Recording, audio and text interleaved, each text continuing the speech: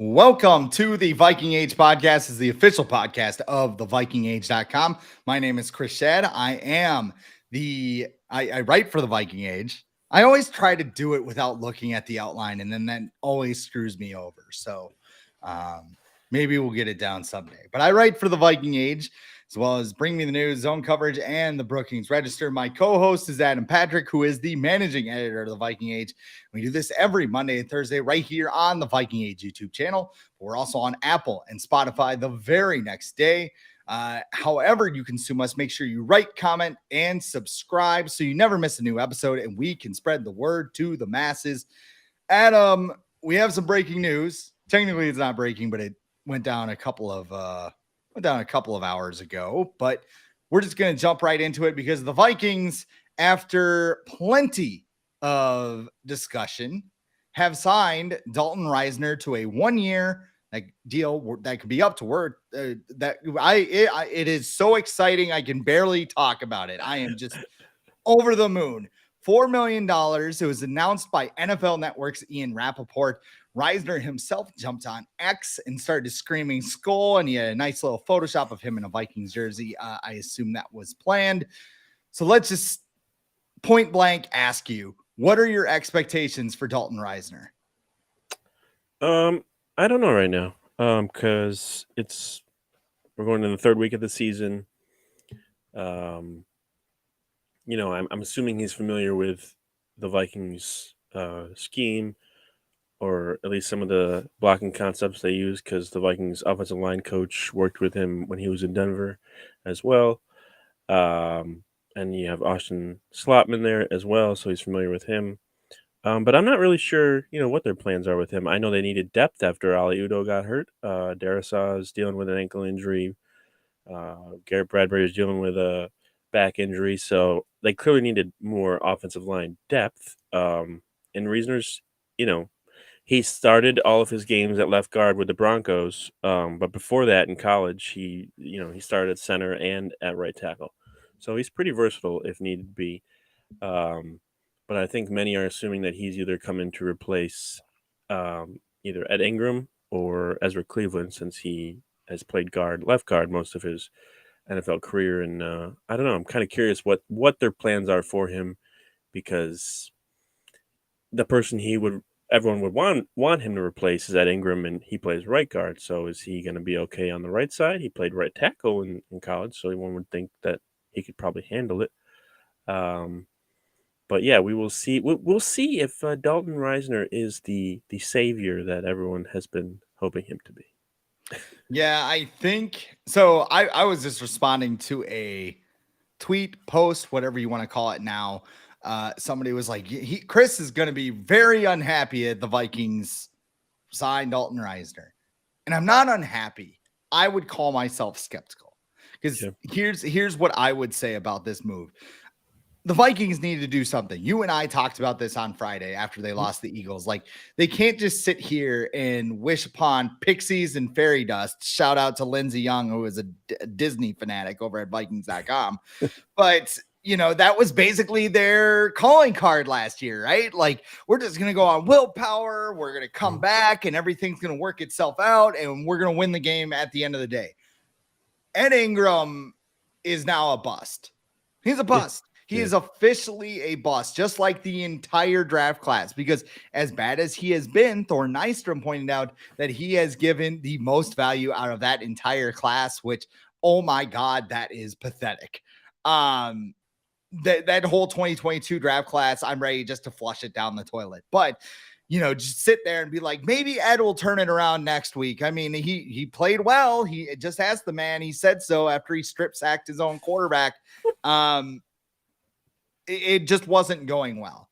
So on paper, Risner is an upgrade. In 4 years, he hasn't allowed more than 30 quarterback pressures in a season. At this pace, Ingram would have had 30 pressures in week 9. So from a pure pass blocking standpoint, that's pretty good. Did he have 59 last year? Something like that. Yes. Yeah. It was bonkers. He led the NFL. Ezra Cleveland had like 53, number. So he wasn't like that much better. Yeah, I think it was 1 and 3. As far as pressures allowed among guards. Yeah, at least the Vikings are number 1 in something, right? this is where I'm concerned. You know, first of all, he's not that great of a run blocker. And Yep. I think that's the Vikings' biggest problem right now. Yep. Yes, Kirk Cousins is getting battered like he's Cactus Jack in a street fight, but I think the pass blocking has been functional enough for him to do his job. I mean, you saw him at the end of the Eagles game where he was just chucking it around.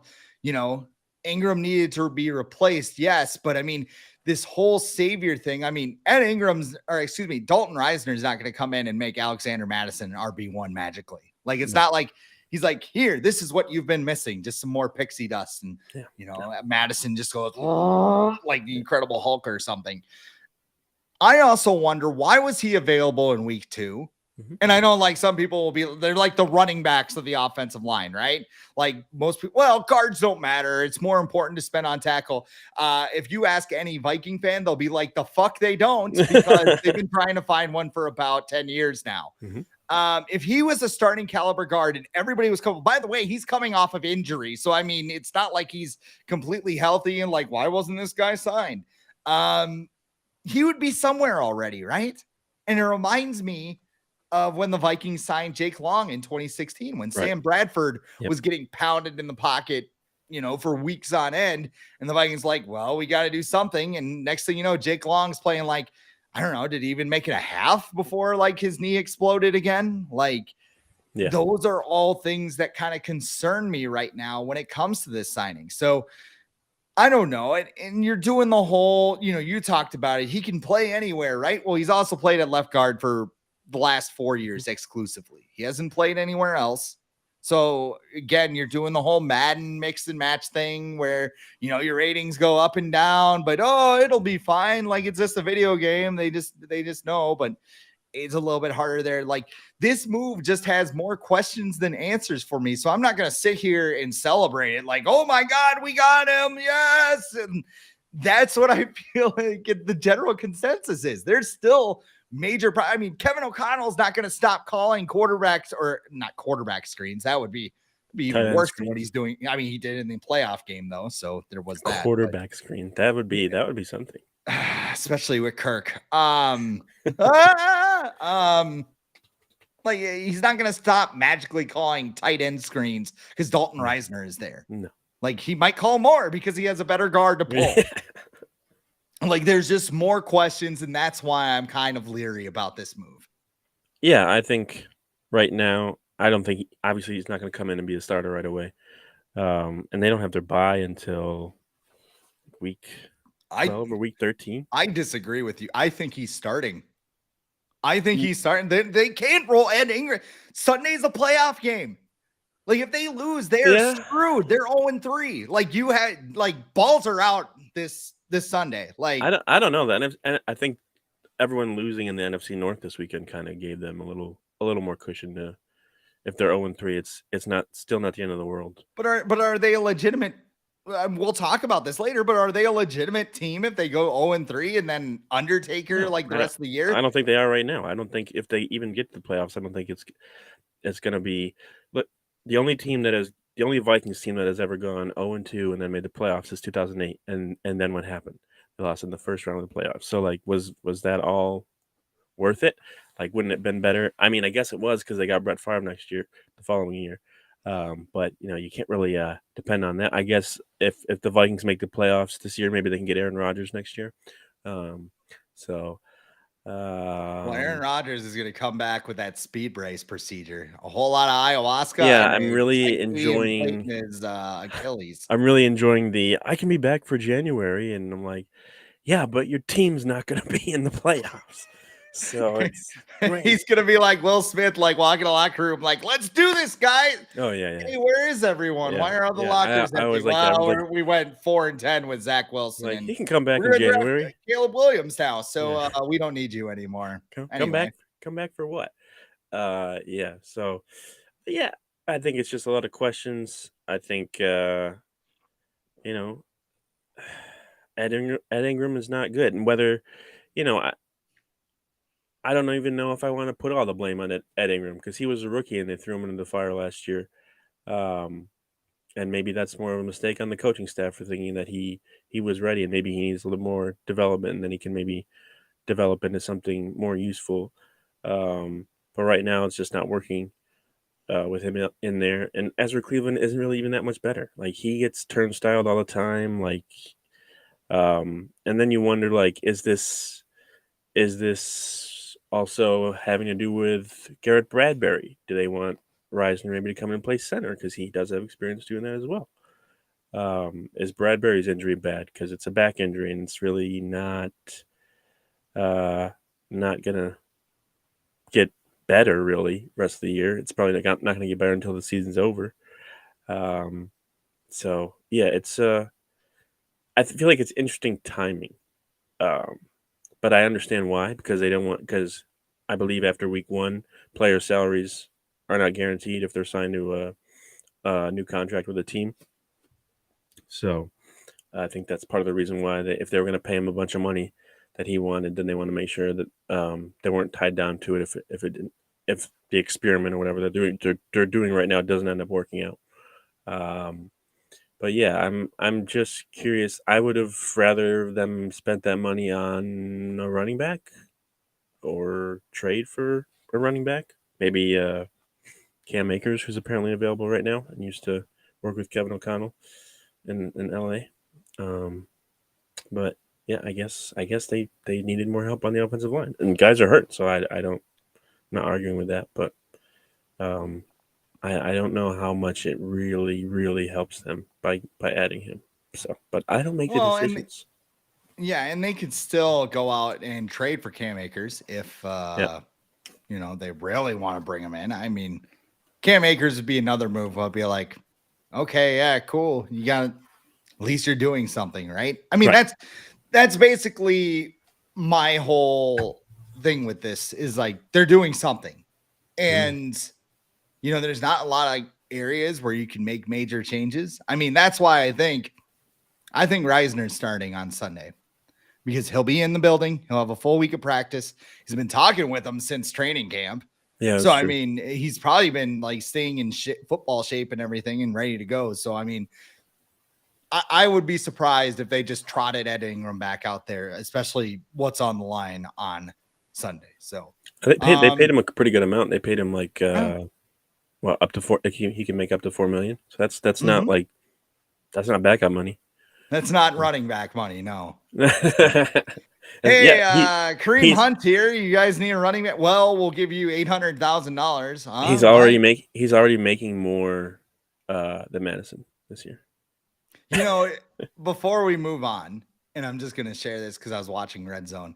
I noticed like at one point midway through the fourth quarter, Isaiah Pacheco had like 39 yards on 4 carries. Again, midway through the fourth quarter. And I'm thinking, the Chiefs are probably doing this just to like suppress his value. Like, oh shit, he's good. Hey, Derek, get in there. Get in. Jerick McKinnon limping out there. It's like, I'm okay. Who else? Pacheco's like, why am I not getting more carries? Oh, don't worry about it. Don't worry about it. You're fine. You're fine. They still have Edwards-Helaire too, right? Yeah. CH, and they have like 25,000 rotations outside. You know how excited I would be if the Vikings got Jerick McKinnon? Like, I'd be so thrilled. Be like and I know he wouldn't be amazing or anything, but I'd just be like, at least I know he's okay. Like, he can gain a couple yards. He's not gonna hit the back of his fullback every time he gets the carry. Or then I saw Latavius Murray's on the Bills too. He had a touchdown yesterday. I'm like, this guy is everywhere. Like, I don't even think I realized he was on the Bills. My friend sent me a text while Bijan Robinson was covering up the Packers yesterday too, and he goes, I bet you he's really excited to have his value suppressed when he comes up for a new contract because that guy's good. That guy's a good football player, not just a running back. He is good at football in general and a needle mover. Yeah, I might be jumping the gun, but he's got Adrian Peterson vibes around him. Sure. To start off. That's a big comparison, but like what he's doing out there it's not common out there on the field in terms of speed and power, and he's a better receiver than Adrian Peterson ever was. But just his ability to like cut on and stop on a dime and everything, like it looks very, and his size, it just looks very similar. He's one of those players that's a rookie, so you expect a learning curve. but like he gets on the like Justin Jefferson. Like I know he didn't play those first 2 weeks, but again, I think that had more to do with COVID. Rookies don't play. Well, I don't think that was a Zimmer thing. I think he got COVID, and then there was no training camp and any of that. But still, I mean, did he get COVID? Yeah, he got COVID in training camp. Okay. So I mean, who knows? I mean, Zimmer could have been like, I don't want this rookie playing, and they're like, actually, he's really good. We should like, who did they start over? Was BC it Johnson. BC? R.I.P. BC. I know he's still alive and well, but didn't they started Chester Taylor in 2007 over Adrian Peterson, and the Falcons are giving the ball to Tyler Algier. How appropriate. He's good though. He's pretty good though. He's not Bijan Robinson, but he's Chester Taylor. He is. Yeah, he's basically Chester Taylor. A little bigger. So that's all I have on Dalton Risner. And really, when I was planning this show this morning, I'm like, there's a lot of negativity about the Vikings, and I'm part of it. I mean, everybody's probably screaming at their TV right now, like, Chris, negative? No way. Like, that's just not how he is. But, this weekend was a good weekend. On Friday, finally, The Rock had come back to SmackDown. Hence, I got the Rock shirt. Right, purple here. Rock shirt. The purple Rock shirt. Yeah, it's a little weird shirt with the purple, but I like it. I don't know. It's homage. Nice jacket, by the way. I should probably shout that out. Courtesy of Fanside, they got me this nice homage jacket. I think I own that one too. My son told me to take it off immediately after I put it on. I was like, no, I'm wearing this. So you can't tell me what to do. Yeah. If he said that, that's probably not. It's probably grounds for getting grounded. But so I am going to the game on Sunday, and I'm like, I don't want to go to the game and just feel like it's a funeral. Like 0-2, like 11% of teams that start 0-2 make the playoffs, right? So on Sunday morning, I started writing this piece for Bring Me the News, and it's evolved since then. So I'm going to give you all 5 reasons to be optimistic about the Vikings, even after an 0-2 start. It's not impossible. You mentioned it. 2008 was one of those teams. Vikings started 0-2. They wound up making the playoffs. Keep that in mind. Okay, let's start here. Reason number 1, and this is going to be, Chris is a hypocrite territory. Yeah. Kirk Cousins is playing out of his mind right now. He is. So you look at his stats right now, 708 yards, 6 touchdowns, 1 interception. He's completed 72% of his passes. And as of right now, and granted, it's only 2 games, a 114.2 quarterback rating. How many times have we seen Kirk Cousins get off to a slow start and then Kirktober fires up, right? I think this is a good thing because, I mean, some of this makes him a human Snickers bar because it's like empty calories everywhere, just like empty stats, especially, he did rack up 200 yards and a pair of touchdowns after the Vikings fell behind 27-7 on Thursday night. But if he keeps playing like this and he stops turning the ball over because he's got 3 fumbles too, which the Vikings have all lost. All 7 fumbles this year the Vikings have lost. Is one his fault? I would pin one on him because one is Ed Ingram and another one was blindside. The other one, he got speared. Antoine Winfield Jr. Roman Reigns style. Yeah. And just like, I'm going to hang on to the ball and like just went flying. What was the other fumble? Okay. So those are it. Blindside, Ed Ingram, and Antoine Winfield Jr. Those are the 3. Oh, yep. The Vikings have fumbled 7 times as his team and they haven't recovered one yet. So I don't know if they need to work on that in practice or what. Yep. Maybe that's the problem. They just need to work on fighting at the bottom of the pile. Maybe that's why they got Risner because he's good at getting the fumbles when they go on the ground. That's why they got him. That would be something Bud Grant would probably have him practice. $4 million. Like, here's the ball. Like, you guys need to fight it out. People just eye gouging. How would you grade Kirk in the first 2 games? Because I think if he keeps playing like this, I think things eventually regress to the mean and the Vikings naturally improve.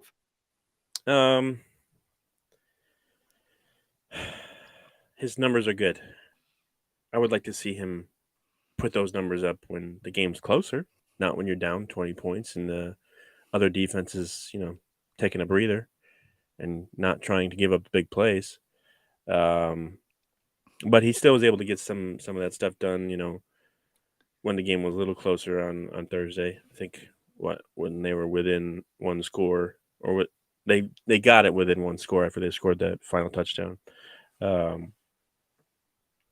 But yeah, I mean, we've seen this before. We've seen him put up awesome numbers, and then it means nothing because the team doesn't win. So I could really care less if he passed for 50 yards or 450 yards if they don't win. Like, it really doesn't mean that, like you said, empty calories. To me, that's a lot of his career is empty calories. Like, great, you put up these numbers. Like, it's Matthew Stafford. Like, Matthew Stafford put up huge numbers in his career until he got to the Rams and started winning. Those numbers didn't mean anything. So jury's still out on me. He hasn't done anything yet for me to be like, you need to re-sign him after the year. You have to do it. You have to do it. If they were winning and he was doing this, yeah, give him praise, everything. But they're not winning, and I know people are going to be like, well, it's the turnovers from everybody. It's the, it's the defense giving up big plays and stuff. And it's like, okay, but like he also has, like, against the Bucks, he probably could have made a couple more plays, and they might have won. So I don't know. If he does well against the Chargers, which he should, because their defense is pretty bad, I'll start to if they win, then I'll be like, yes, Kirk. But he has been playing well. I'll say that. What was that? Was it 2020 or 2021 where he got off to like a terrible start? 2020, where he had like that's when the Vikings 9 went 1 and interceptions in the 5, yeah. first 5 games or whatever. Tried to impale Deion Jones with a pass, Yeah. and it didn't work. Brett Favre could probably make that work, but yeah. But yeah, it's no different to me than anything else he's really done in his career. It's just more of the same, to me, at least to me. I am laughing because our count went from 10 live viewers to 0 as you were giving your answer. People are like, I don't know, maybe people looked at me and just like, you think Kirk Cousins is playing well? I'm with you. This isn't like, dude, run down and lock him up to an ironclad 5-year deal. This is more just like, hey, if he keeps doing what he's supposed to do, completing passes, moving the chains. I mean, that's been the big thing. It's like, these early part of games, Kirk's been, the check down to CJ Ham or whatever. I thought there were some encouraging signs, especially when the offense got going. It's very similar to the rest of his career. The offense has to get going for a full, complete game, full 4 quarters, and they just never do that under Kirk Cousins. The other thing is if he keeps putting up stats like this, the Jets are going to be like, what are we doing with Zach Wilson? Like we should probably give the Vikings a call and see what happens. And I mean, I think Kirk's petty enough where he might go, I don't think I'm going to waive my no trade clause. I like it right here in Minnesota. He's already screwed the Jets over once in his career. Why doesn't he do it again? Yeah. Yeah. I mean, well, and also he'll probably, it's like the Derek Carr thing. Like the Raiders are like, hey, we're going to trade you. And Derek Carr's like, I ain't waving shit. Like, give me my money. And I don't know. I think he likes Kevin O'Connell too much to do something like that. I'm pretty sure Derek Carr hated Josh McDaniels, which is common for most players who play for Josh McDaniels. It seems to be a common theme. Reason number 2 for you. Brian Flores is doing his job. And I know I tweeted out something on Thursday night comparing him to Ed Donatel. You didn't compare. I want to set the record straight. You didn't compare him because everyone, or not everyone, but somebody jumped down your throat like saying like, you expect them to be elite? And I'm like, he definitely didn't say that. No. So just because like being elite now, the bar is just be better than Ed Donatel's defense. That's pretty low. Yeah. I mean, that's basically what he's been hired to do. Make this better than Ed Donatel's defense for right now, and then build it up over time. Although I think he might get a head coaching job next year, maybe the year after, depending on what happens here. But I was also covering a rain-soaked soccer doubleheader that night, and it got delayed, and I missed half the game, and every volleyball team in the universe decided to send me their stats simultaneously, and I was working by myself, so that was great. Brian Flores is making chicken salad excuse me, like I'm trying to do. He's making chicken salad, like Quick Trip chicken salad, not like Gordon Ramsay stuff, out of chicken, you know what? Because the Vikings right now rank 7th in the NFL with 4.7 yards allowed per play. They are 9th in passing yards allowed. Yeah, they're 18th in yards per carry, but you know what? You're not going to play Philly's offensive line every week because they are a bunch of beasts in the trenches. So getting pushed around, that was pretty bad, but also it's kind of a special circumstances. He's also doing this with the husk of Rick Spielman's roster and a lot of stopgaps veterans and a team that is not giving him anything to work with from the 2022 draft class. So this is all pretty much Brian Flores trying to disguise everything long enough so the Vikings can stay in games. So from what you've seen from Brian Flores so far, is there a reason for optimism with him and this defense, or where are we going?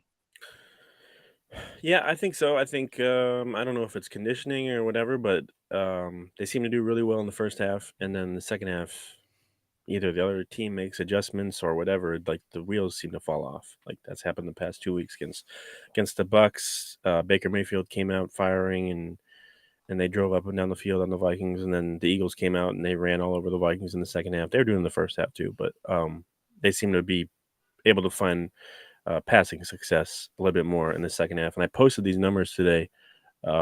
Just it's a small sample size. It's only 2 games, but in the first half this season, the Vikings defense is giving up 4.8 yards per attempt allowed in the first half, which is the 5th best in the NFL. 57.1 completion percentage allowed, 5th best in the NFL. And opposing passers have a 68.6 passer rating in the first half against the Vikings, which ranks 6th. Now you go to the second half. Second half, the Vikings are allowing 7.1 yards per attempt, which ranks 22nd. Opposing quarterbacks are completing 79.3% of their passes, which ranks 29th. And then opposing quarterbacks have a 121.1 passer rating in the second half, which ranks 28th. So something's happening where either the other offense figures things out and change things up, or the Vikings are just gassed and getting tired from being on the field so much. That seems to be something that needs to be fixed if they want to do anything this year, is to fix what's going on in the second half. Because right now, first half, like you watched that Eagles game, first half, like they were good.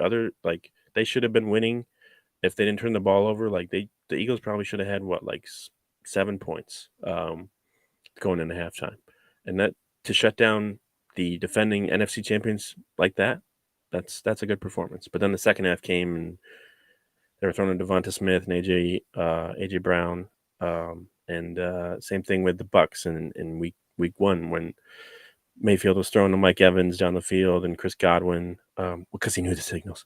Yeah, maybe that's what's happening. Maybe They're that's just the problem, figuring out actually. the signal. This seems hawk. Everybody, I can't even make a bird with my hands. Whatever. I never. But yeah, did shadow it puppet. seems like the numbers show it. Like it seems to be just a big something's going on in the second half, and that needs to be fixed. And maybe they'll be able to do it over this. They have this mini break, so maybe they'll be able to figure that out. Maybe that's something they notice as well.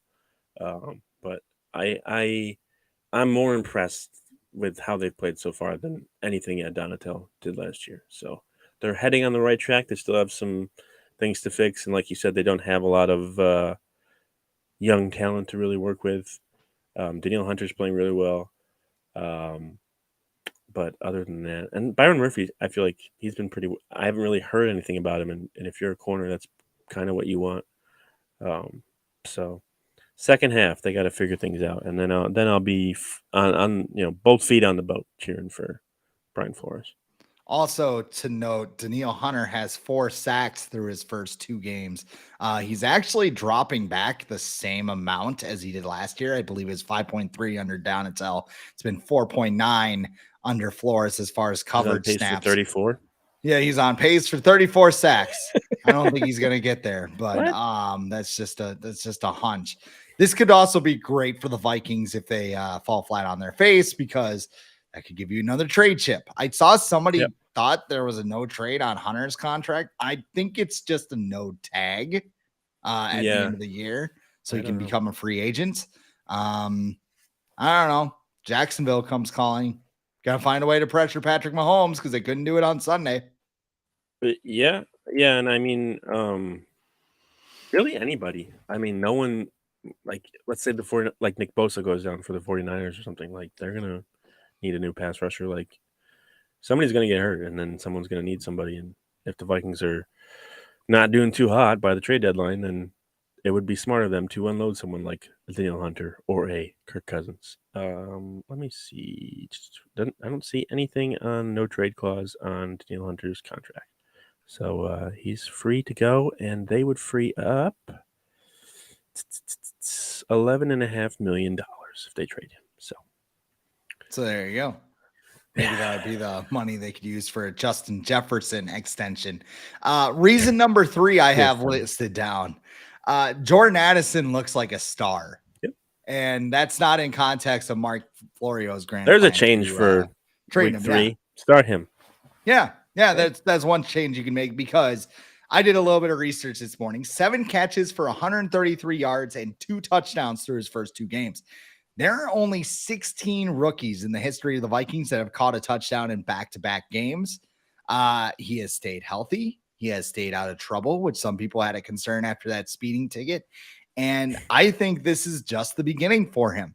I think that he will be a 1,000-yard receiver by the end of the season. And if he does that, he will only be the 3rd player in Vikings history to post 1,000 yards in his rookie season. And I know you can name the other 2, because that would be Justin Jefferson and Randy Moss. What is the ceiling? And Laquan Treadwell?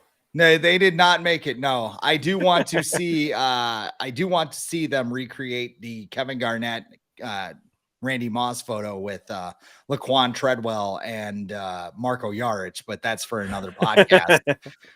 What is the ceiling for Jordan Addison going forward? I mean, sky's the limit, really. He just needs to get on the field more, or not. He's on the field. Just it's a wide open highway for him. He just needs. So until he goes to Lambeau, just needs to get more targets, really. And it's tough in the Vikings offense because you have Jefferson, you have Hawkinson.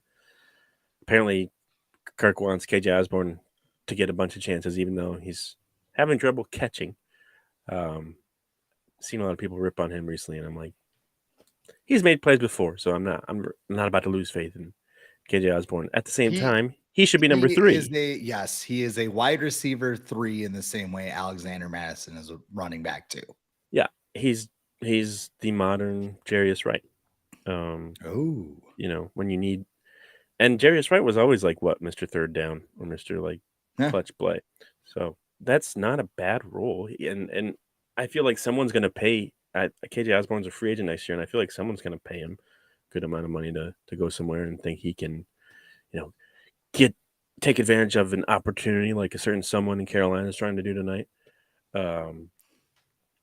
So yeah, I think sky's the limit for Addison. He's looked awesome so far, and he's gone against 2 pretty good defenses, in the Bucks and the Eagles, and the Chargers. He gets to play against them this weekend. They gave up a lot of deep balls yesterday to the Titans. So I think that's something the Vikings can exploit with Addison on Sunday. So, well, you should just put your foot in your mouth right now, Adam, because Adam Thielen has 4 catches in the first quarter for 29 yards. For 29 yards. But hey, those are opportunities, right? That's what we. He lost 10 yards going backwards, though, right? He actually caught a 60-yard bomb, but he went back 30 yards to build up speed. Yeah. Come on, he's from Minnesota. We can't be that mad. Here's reason number 4. 2008 Vikings. We talked about them a lot, right? That team is the last Vikings team to start 0-2 and make the playoffs, and they did it with Tavares Jackson and Gus Frerotte at quarterback. Mm-hmm. Bernard Berrien and Bobby Wade were the top weapons in the passing game. And the defense had Kevin Williams, Pat Williams, Jared Allen, Antoine Winfield, and Chad Greenway. Oh, by the way, they had a transcendent talent by the name of Adrian Peterson on that team. They went 10-4 the rest of the season. They actually won, I believe it was 9 of their last 12 games, including 5 of 6 down the stretch to get into the playoffs, and then lost to the wild card round to Philly.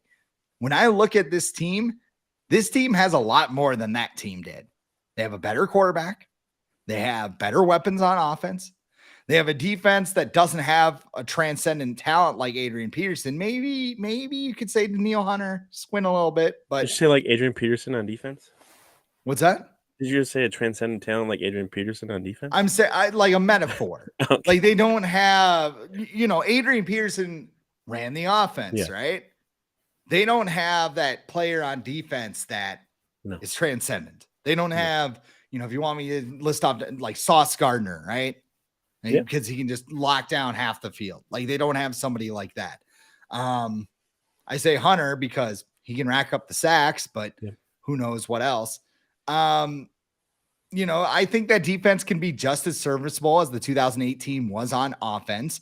But how much purple Kool-Aid am I drinking here when I think about that 2018? I want to first off, I want to say the defense is better probably on 2008 because they were really good. Well, yeah, no. I'm saying what I'm saying is, the offense was so, and the defense was elite. Like, can we say they were elite? Yeah, I would say they were elite. I think you can probably flip flop the units right now, comparing it to this year. I don't know if I'd call the Vikings offense elite this year because the running game is just non-existent. But maybe if they get that going, they can get to that status. I mean,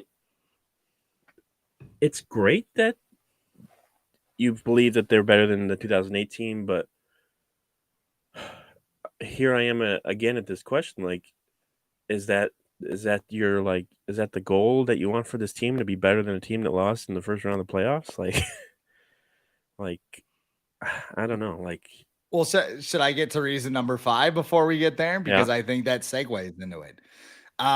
Reason number 5 is and again, we're being optimistic here. We're not being doom and gloom. Like, oh, we're stuck. We're like monkeys clapping the cymbals here. Like 9-8, 9-8, 9. Like the Wolves. They're probably gonna send like some henchman from New Jersey to like whoop my ass for calling them monkeys with symbols, but and wind up toy. I'm talking about the wind up toy.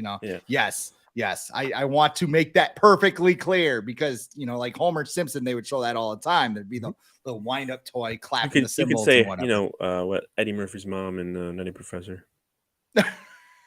Hercules. Except he's just screaming 9-8, just like, oh, look at this. Based on Sunday's action, I don't think there's a dominant team in the NFC North. I look at the Lions. I think they're the best team right now, but I also think they have a ways to go, especially defensively. Their defense is terrible. Their defense is terrible. And Jared Goff is Kirk Cousins. Yeah, I know I just praised Kirk Cousins a little bit, but I mean, big stats. Montgomery just got hurt too. Pick 6. Yeah, and they just lost David Montgomery. Give the ball to Jahmyr Gibbs. Like, what are you doing? Yeah. Like Craig Reynolds, Netflix. Okay, thank you, I guess. Jordan Love has 6 touchdowns through the first 2 games, excuse me. Everybody's excited about that, but I think he's Daniel Jones. Did you see that play where he forgot the ball?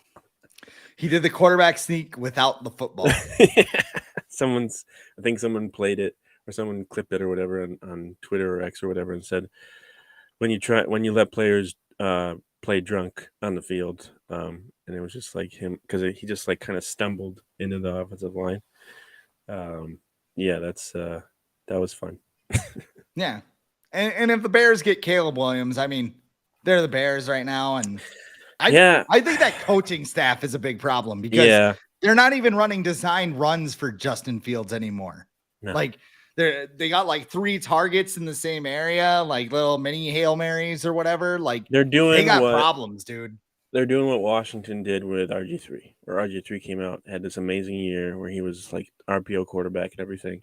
And then they're like, okay, you got hurt, so we're going to turn you into a pocket passer. And it's like, well, that's not going to work. That's not what I'm good at. So this isn't going to work. But yeah, like I watched some of the highlights yesterday of the Bears and Bucks, and I was like, Justin Fields made some good plays. He had that stupid interception on the goal line. But like you said, that's play calling too. Like, why are you calling a screen on the 1 yard line?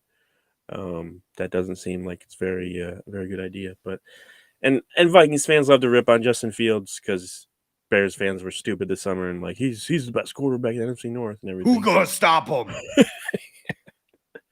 And now That's they my kind of got to favorite. eat their words. It's like a meme now. But didn't he get off to a slow start last year and then he played the Vikings and then kind of got everything together? Then he took off. Maybe he's just a slow starter. I don't know. But yeah, I think they're taking a quarterback next year. I don't think Matt Eberflus is going to be there. Sounds Would you be mad if the Vikings took I guess with the Bears, what would they do? Release Justin Fields or trade him? He's only been there for so you're saying years. Have Justin do the Trey Lance thing. Yeah. Stash Justin Fields behind Kirk for another year or two. And not Kirk. No, just put him out there. Oh, you just toss Justin Fields out there. Yeah. I don't know if Justin Fields is good. Yeah. Like he could do enough. Like he's going to sign with another. He's going to do the Mitch Trubisky thing. He's better than Trey Lance, right? Yeah. I hope he ran for 1,000 yards. Yeah, he ran onto a start. Maybe you put him at wide receiver. See what happens. Like Joe Webb. Just throw it back to the Bill Polian days with Lamar Jackson. Like I don't know. Or running back, whatever. I don't know. But no team in the division's 2-0. The Vikings are one game out of first place. You mentioned that. Neither of those losses were to a divisional opponent, which is great. And that brings me to Sunday and exactly what you mentioned. Is it better for the long-term health of the Vikings to win this game on Sunday? And a lot of people out there are going to be like, no, win the game. Like, and I agree. Like, they should go balls to the walls to win this game on Sunday. I totally agree. Yeah. But we talked about it on Thursday. Something needs to change. And granted, to their credit, they did something today by signing Dalton Risner. This is where everything kind of comes back full circle, right? Mm-hmm. The thing is, like, you mentioned it yourself, the ceiling of this team, like let's look at their schedule. Like, let's say they win. Let's say they beat the Chargers. Chargers going to Charger. They do something stupid, which this game's like the Rock and Stone Cold of like two teams that just find ways to lose when they should win. Yeah, loser leaves town. Loser goes to 0-3 and torpedoes their season. You know, Carolina could be 2-2. They started 2-2 in 2017. Not a guarantee. That's good, right? Not a guarantee. Adam Thielen's going to be super excited for that game. They might mic up people related to him. I don't really want to say who. You know, you get Kansas City, Chicago, and San Francisco after that. Maybe you're 3-4 then. Yeah. Then you get 6 games that are winnable. You get Atlanta, you get Green Bay, you get New Orleans, you get Denver, you get Chicago, and you get Las Vegas. Where's the Atlanta game? Is that in Minnesota? I believe that's in Atlanta because the Packers were just in Atlanta. So we usually follow when we play a division. We usually follow. Yeah, I don't know. Green Bay. I don't know. That seems kind of tough right now. They're 2-0. They are 2-0, but they're winnable. I mean, they're not. Yeah. You know, it's not who's going to stop them. It's you know. I mean, if Arthur Blank, by the way, kick-ass mustache. I gotta toss that out. That is an elite stash. Arthur Smith. Arthur Blank's the owner. Yeah, Arthur Blank's Smith. Got the Vince McMahon stash. He's got the Frosty the Snowman villain mustache. Yeah, Arthur Blank. I'm sorry. No, Smith. Jesus. Wow. Go on. You were saying something. No, maybe I was just saying that Atlanta 6 games. They're winnable though. Yeah. Yeah, 7-6, maybe 8-5 from that standpoint. Okay. Then you get the Bengals. You get 2 games with the Lions. You get the Packers down the stretch. You know, you split those games. You're 9-8. You go 3-1. You're 11-6. Maybe you win the division. You get a home playoff game. But then who are you playing? Like team from the NFC East, like either the Cowboys or the Eagles. And you know, I think for as much fun as last year was, you know, 13 wins, comeback after comeback. You know, it was exciting. It was fun. I'm sorry. It was when not the playoffs fun. Were like, hold on. It was not fun to every 2 minutes to be like, oh, here we go again. At the end of every game. Well, like, can we just get a blowout? Yeah, just one chance to exhale. But I mean, you felt it was like, okay, luck's on our side. Let's try that out. That's never happened before. Yeah. And then Ed Donatel good for Ed to find a second half job last night with the Arizona Cardinals in that defense. Is he there? They played quarters. Well, no, he wasn't there, but they played quarters the entire game, and the Giants figured it out. They're also screwed without Saquon Barkley. I mean, NFC's wide open, but still, like, after they lost that game to the Giants, you're just sitting there and you're just like, they're in the same spot they were a year ago. Yep. And like they made changes. They got rid of people. Like Adam Thielen's gone, Dalvin Cook's gone, Eric Kendricks is gone, but like it doesn't feel like things would be the same. And I also said the whole Justin Jefferson contract thing makes things harder. Mm-hmm. And the talent that you have on this team makes things harder, because if you tank, you're not tanking for Caleb Williams, because the Arizona Cardinals have that thing locked up, whether it's with their pick or the Houston Texans pick. Jesus Christ, I hope Will Anderson was worth it, Houston, because yeah. Anyway, they got CJ Stroud too. They do have CJ Stroud, but they may have traded Caleb Williams. That's all I'm going to say. And you know, you're probably tanking for Drake May, who looked fine against the Gophers. He had big stats, but what's that? What about Shadur? Yeah, I was getting into. People seem very triggered when you bring that, when Shadur gets brought up, because he's Deion's kid. Yeah, we don't want Deion here. We don't want the circus in Minneapolis. Which makes me like him even more, because I like stuff that people don't like, just to piss people off. Yes, exactly.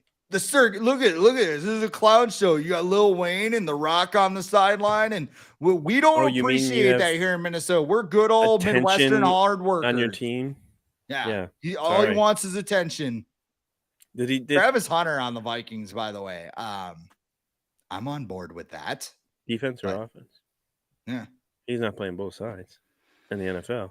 Oh, give me a shutdown corner. Like, that's fine. Yeah. I mean, what do you want to play, Travis? Corner? Okay, let's get you some cleats. Also, like, I don't know how anyone can view what Deion's doing in Colorado as bad.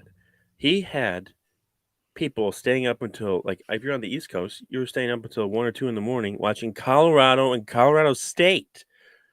No one cared about that game until this year. Deion technically brought The Rock back to WWE too. He did. Because it was right up the road in Boulder, and The Rock was like, I'm going to go to Denver and, like, surprise everyone. Yeah, like, you can't, like, I know people don't like Deion because he's brash and he's confident. Mike Zimmer loves him, probably for those reasons. And he's also good. He's been good everywhere he's gone. Like, if his teams were bad, then fine. But whatever he's doing, it's working. And I just think it's kind of like the Duke thing or like the Yankees thing, where like these guys are so good that you hate, and even the Patriots after they became good for a while, just like, enough already. We get it. Like, you're good, okay. And I think everyone's just waiting for Colorado to fail right now, which sucks because like it's kind of fun. Like, a lot more people I feel like are into college football this year just to watch, see what Colorado does.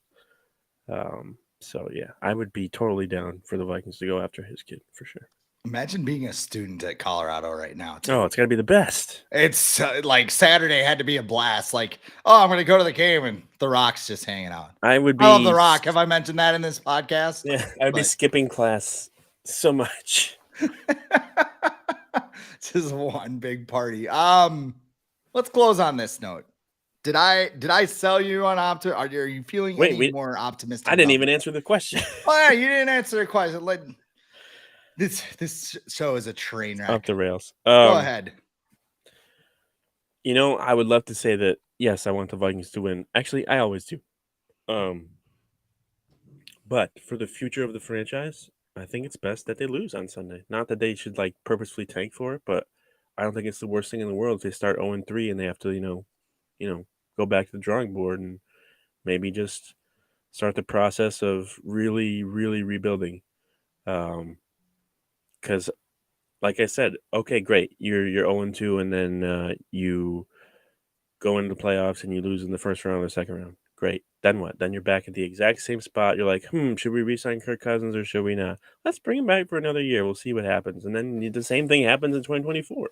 So, like, how long do you want to keep doing this? Because at some point, you just got to be like, enough is enough. We just need more resources to kind of build the team that we want to build. And I don't think the Vikings have that right now. So, for the future of the franchise, I think a loss would be very good on Sunday. Do I want them to lose? No. But in terms of the long term, in terms the longer storyline, I think the Vikings losing on Sunday would definitely not be the worst thing in the world. I will take a page out of your book from Friday. You mentioned the 2013 Vikings, right? Yep. 0-2. They lost to Detroit and Chicago. Yep. I think it was, Detroit and Chicago 1-2 to open the season. And the year before they went to the playoffs. Yep. Everybody, it's kind of unexpected, right? They hosted the Browns at home. Mm-hmm. And they got smoked. No pun intended, because Josh Gordon was there. Yep. But they got smoked at home. I just figured that out. Yeah. They wind up finishing 5-10-1. Mm-hmm. And there were a lot of changes after that. Mm-hmm. Kevin O'Connell's not getting fired like Leslie Frazier did. But no. I mean, there were a couple of things with that team that failed dramatically. One of them was the quarterback. Christian Ponder wasn't going to cut it anymore. By the end of this year, we might look at Kirk Cousins and be like, yeah, this isn't working. We're not getting anywhere with you. Right. Like, put up all the stats he wants. We're not getting anywhere. Right. And then, the offensive line, which can be fixed with a couple of free agent signings, because the Vikings have a ton of cap room to go play in free agency next year. So they could make that happen. Thanks, Justin Jefferson. Yeah. Maybe this was a ploy. Like, what do you think about waiting until next year so we can sign some linemen? Like, oh, that's brilliant. Yeah, just act mad all year and we'll figure it out. Yeah. Just to add a little suspense. Yeah. No, I mean, if they lose Sunday, you are playing a team that you should beat. You should beat the Chargers. Chargers aren't a bad team. They're not a dumpster fire like those Browns were, but at the same time, they are a team that snatches defeat from the jaws of victory every single week. They do it so much. There's a fucking verb named after them. It's chargering. Yeah. Like, I mean, it's that team. I'm glad you're not an idiot and thought it was an adjective. Yeah. Yeah. Yeah. I mean, this is the team they should beat. And if they can't beat the Chargers at home, especially if they go out and they get smoked, you have to ask yourself some hard questions. Quasey's got to go in the Wilf's office and be like, this isn't working. Right. I mean, if that's the directive from the Wilfs, like, we want to be super competitive and everything else, Quasey's got to go in there and be like, dude. Now with the guys we have. Yeah. This group has run its course. It did at the end of the last year, and it may be already. And I know that's a conversation a lot of Viking fans don't want to have, because they sit there and they go, oh my God, if we do that, we'll be the Lions. We'll never, ever win again or find a quarterback like Kirk. No. Well, 2014, they hired Mike Zimmer. They won the division in 2015. It does not have to be long. With a rookie? So, well, Teddy wasn't a rookie in 2015, but second year quarterback. Second year. He was on a rookie deal. Mm-hmm. And Mike Zimmer was able to just soup up his defense with guys like Linval Joseph, Terrence Newman. Like, people are like, oh, mid-tier rookie quarterback. Dude, if that rookie quarterback's just like, hey, is that Justin Jefferson? Is that Jordan Addison? TJ Hawk? Yeah. Shit. Okay. Like, this is easy. You think Brock Purdy couldn't go in there and play well? Like, yeah, I think he'd be all right. You just got to know the right guys to pick. And the guy who was doing it before, who was making the selections before, Rick Spielman, was terrible at finding quarterbacks. So I think people are probably a little scarred from that as well. And they're like, I'm going to pick the wrong one. But I feel like I have a little more confidence in Kevin O'Connell, since he was a quarterback not too long ago. And so, yeah, I look at the flip side. Like, what if the Chargers lose? What are they doing? They've got to be firing their coach, right? Like, because they can't get rid of Justin Herbert. They just paid him a bunch of money. They're going to replace him with Brian Flores, and we're going to get Brandon Staley as our defensive coordinator next year. It will just be a straight trade. Yeah, like because they haven't recovered from that Jaguars lost, the playoff loss. Where they were No, like they're 27 points. they're in a hangover themselves. Plus, Eckler's banged up. Yeah, but they have like 9 receivers, so it's going to be pretty difficult for the Vikings, who don't really have a secondary on Sunday. That'll be interesting. It's like I feel like US Bank Stadium's going to explode with all of like the football gods energy that's going to happen between the Chargers and Vikings. 2-0-2 teams with 2 histories of just screwing everything up when everything's lined up perfectly for them. They just have a lot of things in common that they probably don't want to. You're a gamer, right? I mean, I used to be when I was a teenager. When then you grew up and like had kids and everything else. I didn't grow up, but yeah, I have a lot of spare time in South Dakota, and Yeah. I found this this series called like Something About, and it like just reenacts games, and it's basically just a lot of people running around and making loud noises and screaming and slapping each other in the face. That's basically what this game is going to be. It's just going to be like LARPing or 3 something? hours of just and yeah, that's basically. I'm not ready for a prediction yet. I got to do a little more research, but it's going to be a white knuckle experience on Sunday. I hope Gus Johnson's calling the game. That's all I got to say. Gus Johnson comes in just like, we're in for a day. Justin Jefferson! Rise and fire! No, that's basketball, but I mean, he'd probably say it anyway. Just like, oh my God, Justin Jefferson to the house, Chargers. Wow. On that note, I've like blown out this microphone. That's all the time we got for. Let's ask you quick. What's going on at the Viking Age? I always forget that part.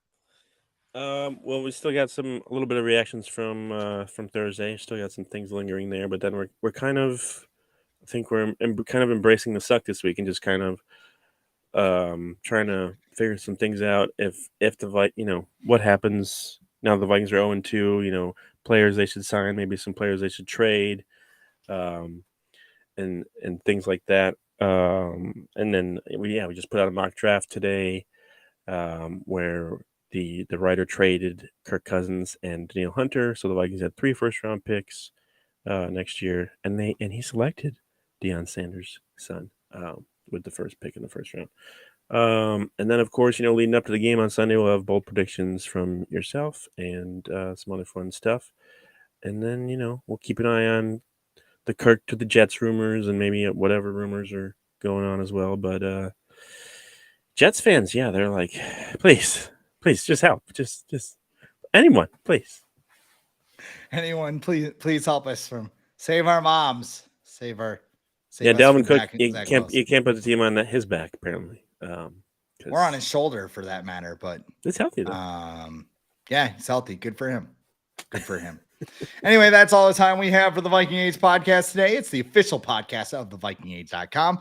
We do this every Monday and Thursday right here on the Viking Age YouTube channel, but we are also on Apple and Spotify the very next day. And please rate, comment, like, and subscribe so you never miss a new episode and we can spread the word to the masses. For Adam Patrick, I am Chris Schad. We will talk to you next time on the Viking Age podcast.